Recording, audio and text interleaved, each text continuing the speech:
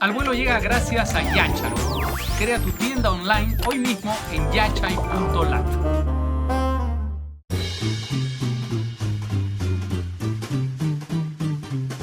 La Corte Interamericana de Derechos Humanos ha requerido al Estado peruano que se abstenga de ejecutar la sentencia del Tribunal Constitucional que restaura el indulto anulado a Alberto Fujimori y por lo mismo le otorgaba la libertad. Esto quiere decir que al menos hasta que la Corte se pronuncie sobre la solicitud de medidas provisionales contra el exmandatario presentadas por los familiares de las víctimas de Barrios Altos y La Cantuta, Fujimori deberá seguir cumpliendo la condena de 25 años de prisión por homicidio calificado, lesiones graves y secuestro agravado que pesa contra él. Lo primero que hay que decir es que esta resolución no debería sorprender a nadie. Casi toda la comunidad jurídica la esperaba, incluso aquellos abogados que han mostrado históricamente simpatías por el fujimorismo debieron admitir que el Tribunal Constitucional había cometido un estropicio jurídico que sería revertido en sede internacional. La magnitud del atropello legal la hemos conocido ahora que la ponencia del magistrado Blume se ha hecho pública y hemos podido enterarnos de sus enormes vacíos y fallos, que la sentencia ha sido dictada sin audiencia a las víctimas, sin que la sala penal que adoptó la decisión definitiva sobre la no aplicación del indulto fuera emplazada previamente, omitiendo lo dispuesto además por la Corte Interamericana de Derechos Humanos en junio de 2018, en la revisión del cumplimiento de la sentencia del caso Barrios Altos, cuando identificó algunas irregularidades en el indulto a Fujimori y determinó que la justicia peruana lo revisara. Estas carencias fueron puestas en relieve por los votos singulares de los magistrados Miranda, Espinosa y Ledesma. Incluso en un extenso y bastante contundente desarrollo argumental jurídico de casi 70 páginas, esta última afirmó que la ponencia del magistrado Blume, convertida en sentencia por el voto de la mayoría, le había otorgado un nuevo indulto al presidente. En este punto quisiera ser explícito, especialmente explícito. Estamos hablando exclusivamente en términos jurídicos. Aquí no hay ideología, cálculo, odio, mezquindad. Aquí no hay ganas de venganza. Se trata de la correcta aplicación de las leyes peruanas e internacionales que existen para ser cumplidas. Más bien, donde hay un cálculo bastante evidente es en Keiko Fujimori, quien una vez conocido el anuncio de la Corte Interamericana de Derechos Humanos adversa a la liberación de su padre, grabó una declaración para criticarla. Ahí dijo que los derechos humanos no existen cuando se trata de Alberto Fujimori y que el fallo del Tribunal Constitucional debía acatarse. Algo que sorprende porque la propia Keiko Fujimori estuvo en contra del indulto a su padre, a quien necesitaba dentro de la cárcel para tenerlo debilitado políticamente en la guerra que libraba contra el albertismo por el control de Fuerza Popular.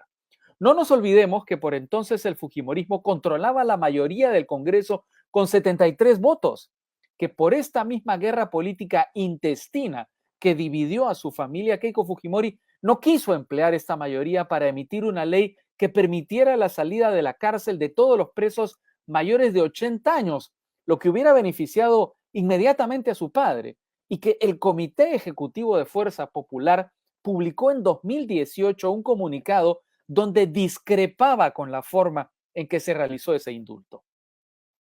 Keiko Fujimori también ha dicho que la Corte Interamericana de Derechos Humanos es reconocida desde siempre por su sesgo ideológico. Es decir, como repiten muchos, que estamos ante una institución izquierdista o caviar, que no resuelve con criterios jurídicos, sino con cálculos subordinados. Algo, la verdad, bastante curioso, porque Keiko Fujimori repite exactamente el argumento que empleó Hugo Chávez para retirar a Venezuela de la Corte, a la que también calificó de ideologizada, aunque en sus propias palabras, porque era una herramienta del imperialismo yanqui.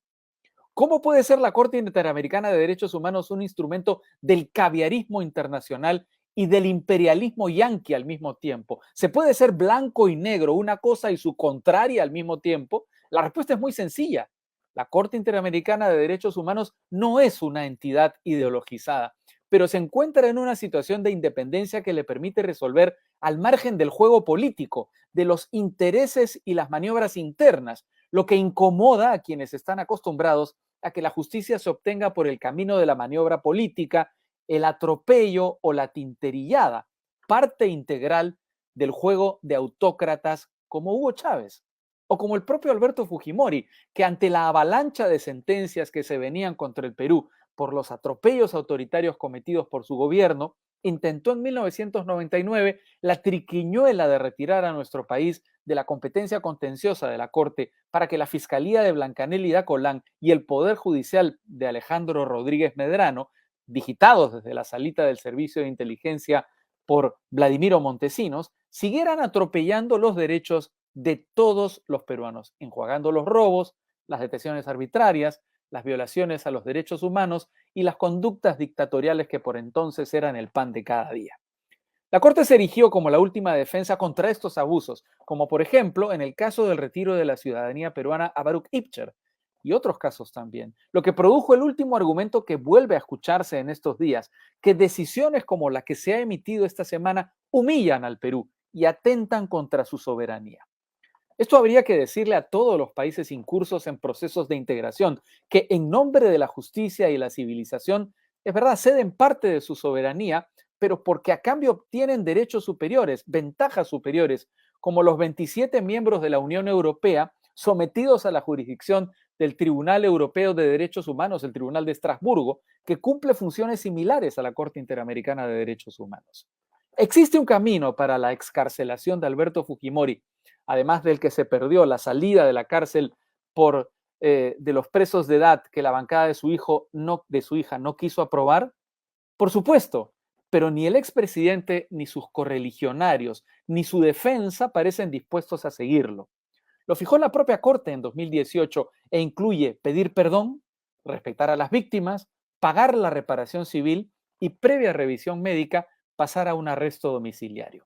A mí me parece que a estas alturas, con 83 años, una salud frágil y habiendo cumplido 15 años de su condena, estos supuestos podrían cumplirse y Alberto Fujimori podría salir del fondo Barbadillo e irse a su casa.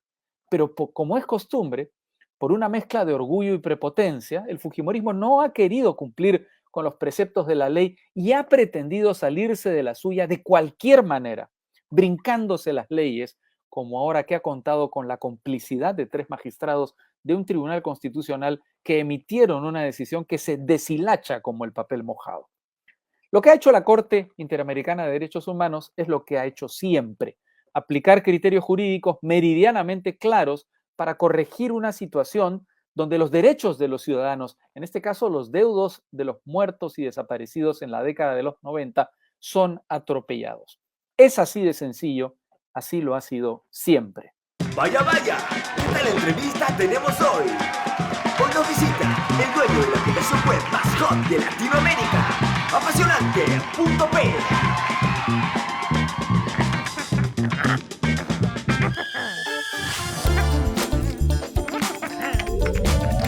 Registrar tu dominio es el primer gran paso. Cómpralo en yachai.lat y encarna tus sueños. Yachai.lat, tu tienda online hoy.